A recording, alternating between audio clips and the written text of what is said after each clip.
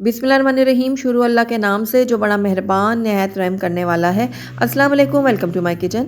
आज मैं आपसे बहुत ही मुनफरिद और बहुत ही लजीज सी टमाटर और हरे धनिया की चटनी की रेसिपी शेयर कर रही हूँ, जिसको बनाकर आप 1 महीने के लिए फ्रिज में रख सकते हैं। ये बिल्कुल भी ख़राब नहीं होगी और आप इसको मुख्तलिफ़ किस्म के खानों के साथ सर्व कर सकते हैं। इसके अलावा अगर आपके पास कुछ भी नहीं है तो सिर्फ रोटी के साथ भी ये बहुत ही मज़ेदार लगेगी। तो ज़रूर ट्राई कीजिएगा मेरी इस रेसिपी को। तो चलिए फटाफट से इस मज़ेदार सी चटनी को बनाना शुरू करते हैं। तो चटनी बनाने के लिए सबसे पहले हम टमाटरों को थोड़ा-सा भून लेंगे आग के ऊपर। आप चाहें तो टमाटरों को बॉयल भी कर सकते हैं, लेकिन इस तरह से जब आप इसको डायरेक्ट आग के ऊपर सेकेंगे ना, तो इस चटनी का जो टेस्ट है वो और भी दुबाला हो जाएगा। बस टमाटरों को हम तब तक पकाएंगे जब तक ये सॉफ्ट नहीं हो जाते और इसका जो ऊपर की स्किन है ना वो हल्की सी नरम नहीं हो जाती, यानी कि वो उतरना ना शुरू हो जाए। थोड़ा-सा उसका कलर भी चेंज हो जाएगा स्किन का इसकी। तो ये देखिए उलटते-पलटते हम इसको थोड़ा-सा सेक लेंगे इस तरह से। तो ये देखिए टमाटर जो है वो काफ़ी हद तक सॉफ्ट हो गए हैं और इसकी जो स्किन है ऊपर की वो भी उतरना शुरू हो गई है खुद से। तो टमाटर हमारे बिल्कुल रेडी हैं, इनको निकाल लूँगी मैं एक प्लेट में और इनको मैं थोड़ा-सा ठंडा होने दूँगी।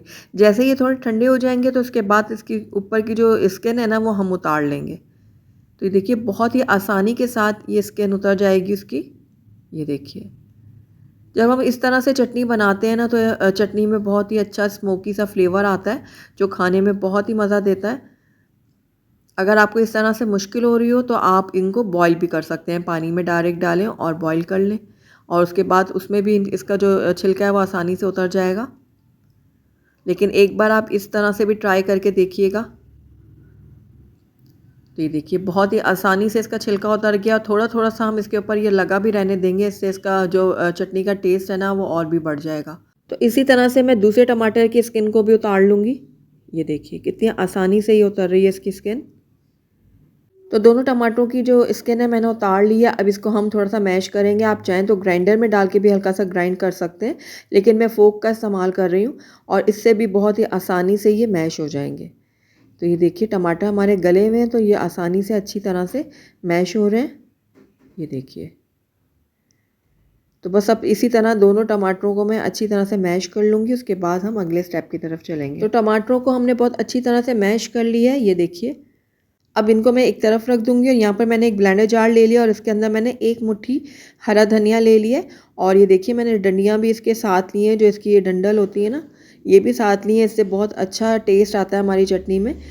तो बस इस तरह से काट के मैं हरा धनिया डाल दूँगी ब्लेंडर के अंदर। उसके बाद कुछ पत्तियाँ मैंने यहाँ पर पुदीने की भी ली हैं, तो इनको भी काट के मैं इसमें ऐड कर देती हूँ। पुदीना ऐड करने के बाद इसके अंदर हरी मिर्चें मैं ऐड करूँगी। तो मैंने यहाँ पर एक बड़ी हरी मिर्च ले ली है। आप अपने टेस्ट के अकॉर्डिंग जितनी आपको तीखा पसंद है उस हिसाब से हरी मिर्च डाल दीजिएगा।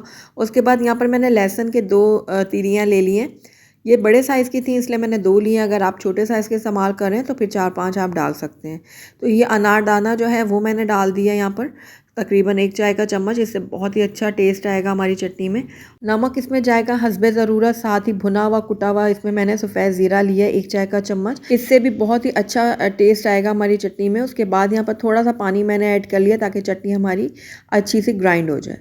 तो ये देखिए चटनी को मैंने अच्छी तरह से ग्राइंड कर लिया है। ये देखिए चटनी हमारी बिल्कुल रेडी है।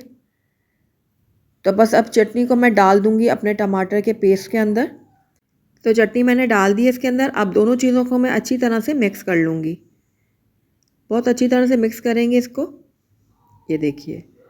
तो ये हमारी चटनी जो है ज़बरदस्त सी बिल्कुल रेडी हो चुकी है। तो इसको सर्विंग प्लेट में निकाल लेते हैं।